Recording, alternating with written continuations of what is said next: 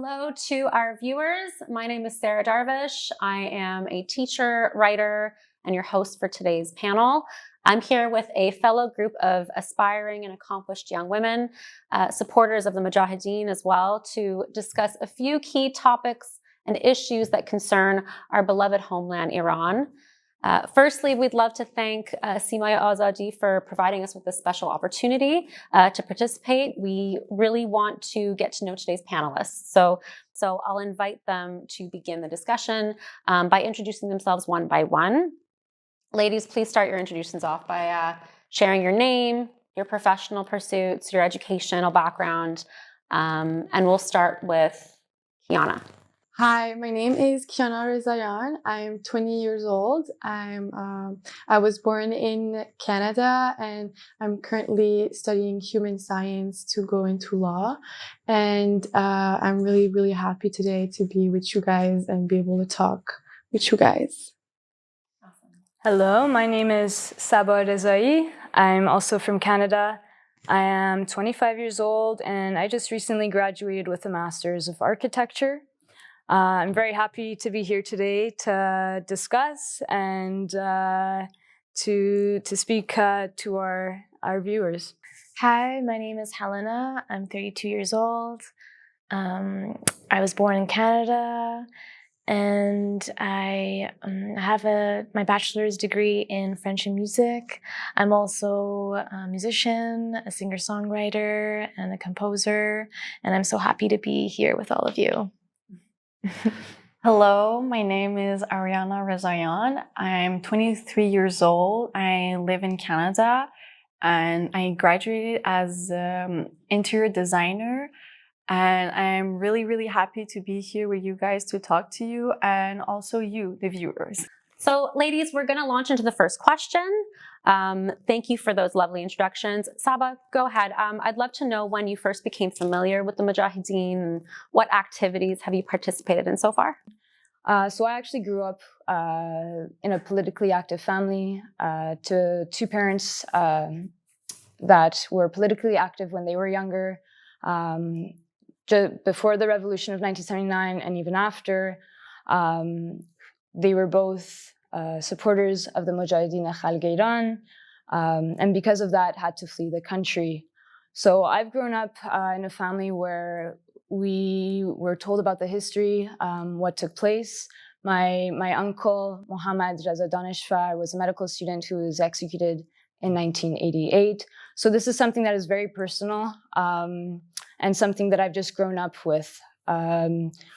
Today, as a 25-year-old, I have made my own decision to continue supporting Mujahideen because I know what they are fighting for, which is a very clear goal of freedom for Iran. And as someone who has grown up in Canada, who was born in Canada, who has not seen my country of Iran, I think it's something that is very important to me because I want to one day see Iran. So I think it's very important that I, support the movement. And how do I do that, or how do we do that? I've been involved in demonstrations. I have met with parliamentarians to bring awareness of what is going on in Iran. Being outside of the country, we have a responsibility to bring awareness and to put pressure on our local governments to not negotiate with the Iranian regime because they're not one to negotiate with.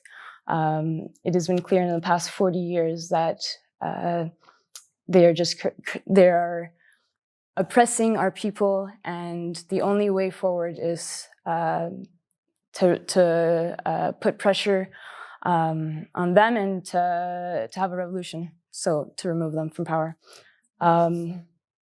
Awesome. Yeah. I know that my fellow panelists actually feel the same way, I know in that sense. But I'd love for them to speak about it in their own words. So go ahead, Sure. Helena.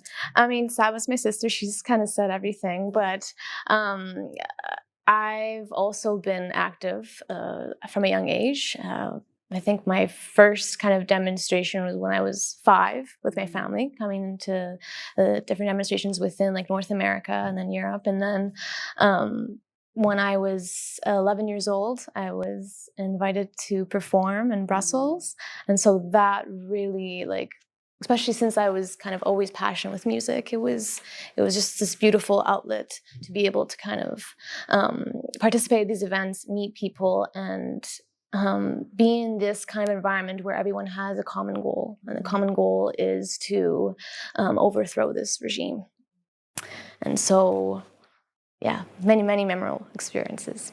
And the music that you create today, does it have to do a lot with how you feel about the Mujahideen, or what your activities are with the projects with 𝐃𝐨𝐧'𝐭? Yes, it's like everything to do with our fight against this regime. And music is another way to move forward and to express what we want to express.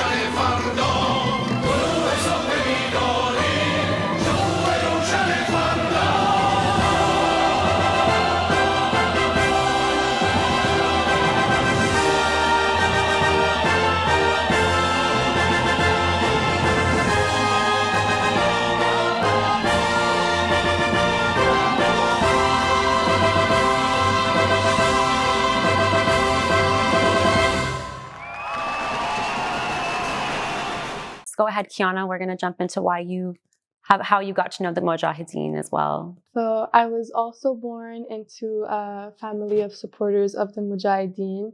I've been attending protests and rallies since I was very young. I've always been so passionate about this cause. We've been fighting and seeking justice for decades and decades now, and I truly believe that this organization wants the best for our country and wants freedom more than everything.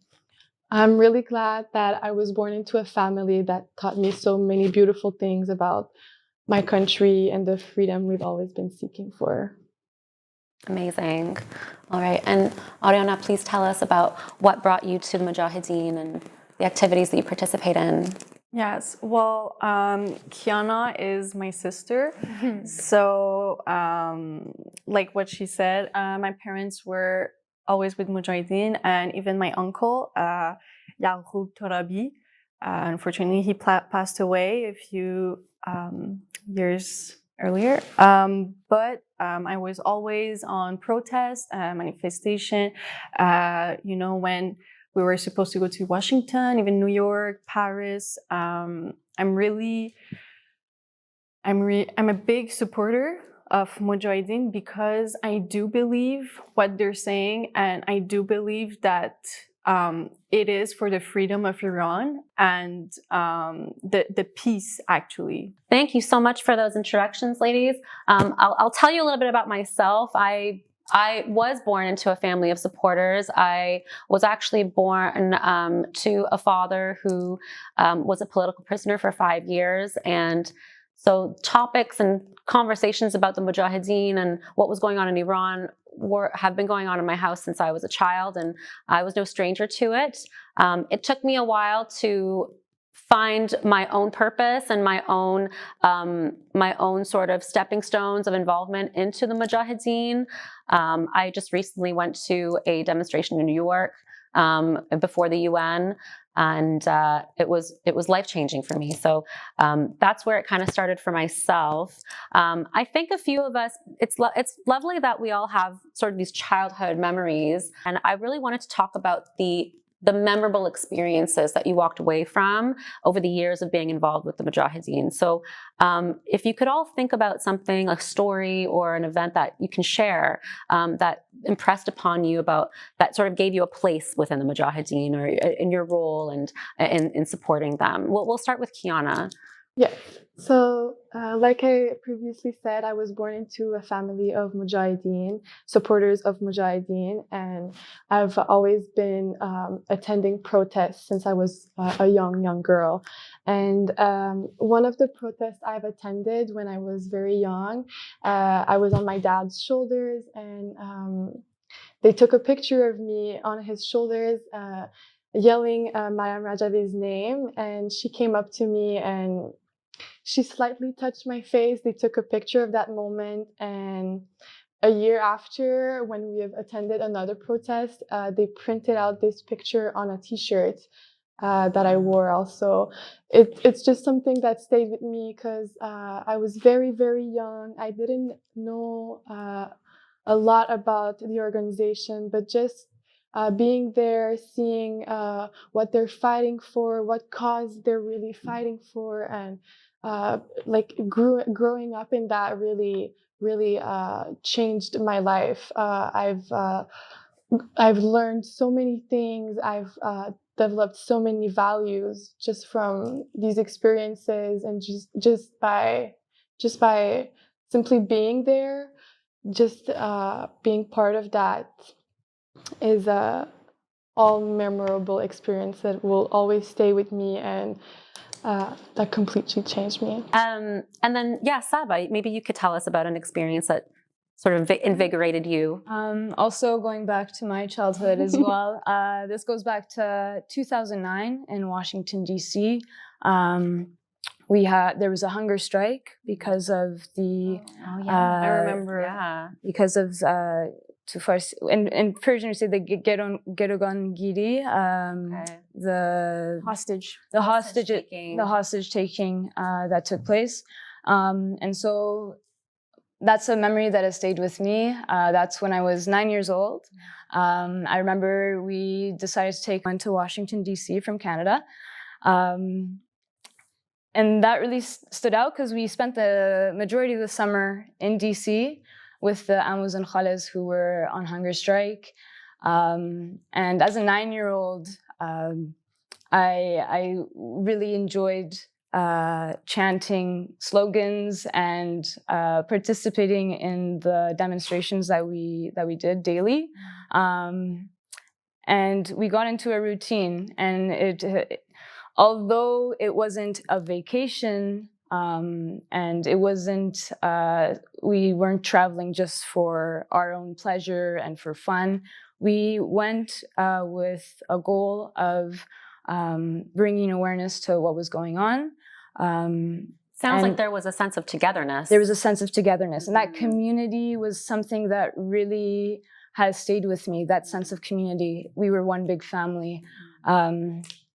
And it was really the first time that I felt like I had a role within within the movement.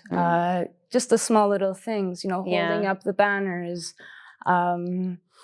participating in the Iranian national anthem on the daily.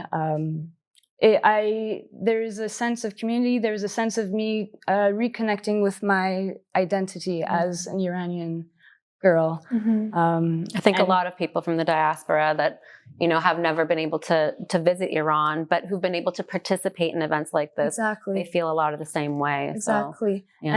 And for me, the things that I think back on, the reasons that I think back to this is that was the moment that I really felt the humanity in the movement. You know, people going on hunger strike, ambulances coming on the daily to take some of our 𝐬𝐮𝐬𝐫𝐢s and 𝐻𝐴MUs to the hospital because they had passed out. But that they were continuing, they were resisting, and they were standing strong. And so those are the feelings that have stayed with me ever since. Yeah. Sure thing. I mean, impress upon a 9-year-old to see that for sure.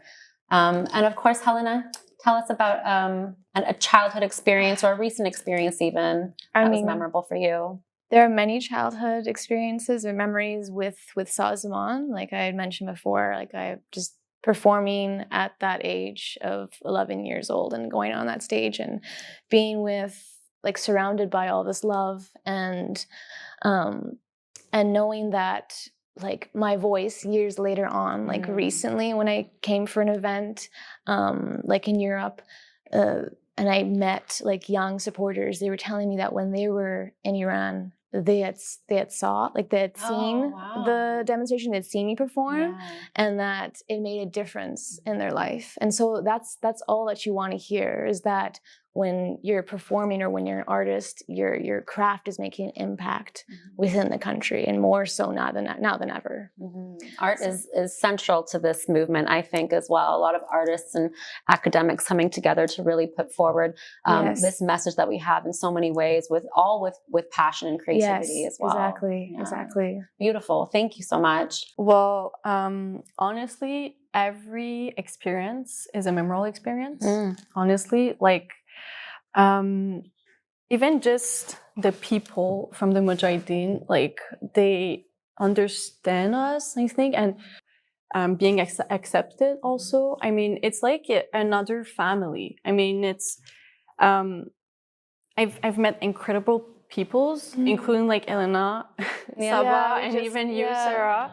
And I mean, even the conference that we had, it was just incredible. I would say it's my best memory, just because I really like understood in that moment that we all have hope. Gave me some strength to see that everyone around the world, like from Mujahideen, wants the best for Iran, wants the best for the people in Iran too. And we connect so much just by like supporting the same cause. Like I feel like we're coming from all over the world. There's thousands and thousands of family coming over, and at the end of the day, I just feel like we're all one big family fighting for the same thing. We all just want freedom for our country. We all just want justice for everyone that has suffered a horrible fate. We're all like a big family because we believe in the same things, and that is one thing, and it's freedom. And I think that's something that will always connect all of us together, because we're always going to hope for this singular thing. We're never going to settle for less. We're never going to settle for anything less than freedom. And that's all what we think. That's all what we share. And like she said, every experience is a memorable experience, because we all learn so many things in each event. We all learn new things, and we all develop a stronger connection, and we always have hope. No matter what will happen, we'll always hope and seek freedom and work towards it. That's something that will never break us up. I'm hearing this theme of connection, of finding this like personal connection with the Mujahideen, and that's obviously important. I'm wondering, because there are so many issues that exist across all over the world, the environment, all sorts of things that young people are so engaged by. Why, like, considering these issues that exist, why would you dedicate your time and your effort and your concern to a cause like the Mujahideen's amidst all of the other issues that exist that you could be mobilized by? I think it goes beyond just freeing one country or just bringing like democracy to one country, because it's something, what Mujahideen stand for is that they seek equality, true equality, and to be able to free a nation like that is Iran is going to change the Middle East. It's going to change the rest of the world. So it's not just reserved to one country. And all of these things that the 10-point plan that Khar Mariam has established, it seeks just that. Okay. Yeah. Yes, I totally agree. And I feel like as a young Iranian woman living in a free country, I have a sense of responsibility, a duty to be their voice, the people of Iran, the youth. I feel like I have a responsibility to speak on it and bring awareness the most I can.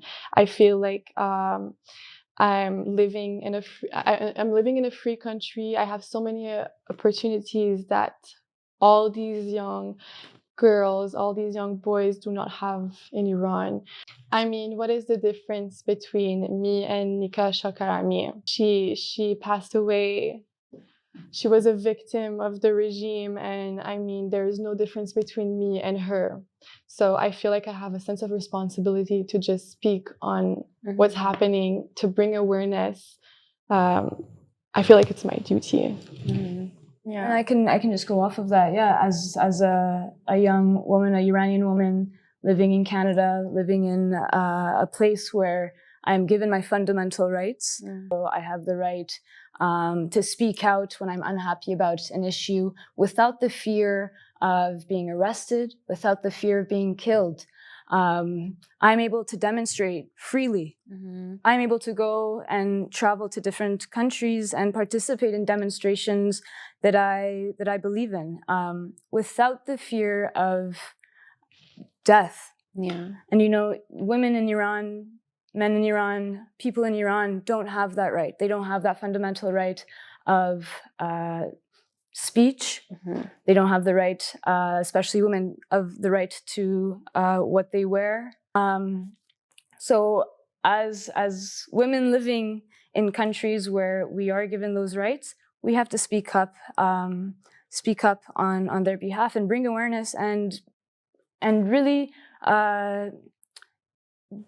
bring that awareness to our parliamentarians, to our own governments, to put pressure on the Iranian regime.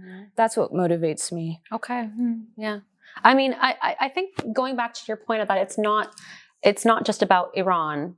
You know, that there's a bunch of different issues that you could adhere yourself to and support. But if you're helping Iran, you're essentially helping the region. And I think that is kind of like by focusing on this focal point, it's going to cause like a ripple effect. So, and it's a good thing. It's a good thing that if you engage with the Mujahideen, that you are solving poverty within the region. You're bringing stability within the region. So, and that is solving a lot of problems that other countries are facing internally as well as externally. So, because the Iranian regime funds terrorism throughout the region. Why is it that half of our country, of Iran, is living under poverty, extreme poverty? Families are struggling on the daily to be able to feed their families. Why is there that kind of suffering when our country is sitting on oil? Where is all that money going? Right. We have so many some mismanagement happening. Exactly. This is a government that is corrupt, that is taking the money of the people and putting it into terrorism throughout the region, within the country, but also within different countries in the Middle East. Yeah. I know we've done a lot of describing of the Iranian regime itself, but in your view, like what's your personal understanding of the regime itself, and how do you see it? How would you describe it? I truly see the regime as a misogynist regime. Their oppressive laws are truly awful, and I believe that it's a dictatorship that should not be allowed in our country. It's a cruel regime that has killed so many innocent young people. And like I said, what is the difference between me and Nika? Why would you kill innocent young children because of what they believe in? Because they believe in freedom of speech, equality. Why would you kill innocent people for believing this? Is that what you believe in? That's how I see the regime. It's and they're trying to represent themselves with the religion of Islam, but that's not what Islam is. There's nowhere in the Quran that says you should kill young people because they believe in freedom of speech. The Mujahideen organization fight for freedom, seek justice, and freedom of speech, equality. That's what our country should be represented with, not the regime, not the killing, not the killing and excusing it with the religion. That's not what our country should be represented with. And I feel like the regime just shows that. I just feel like the regime shows this.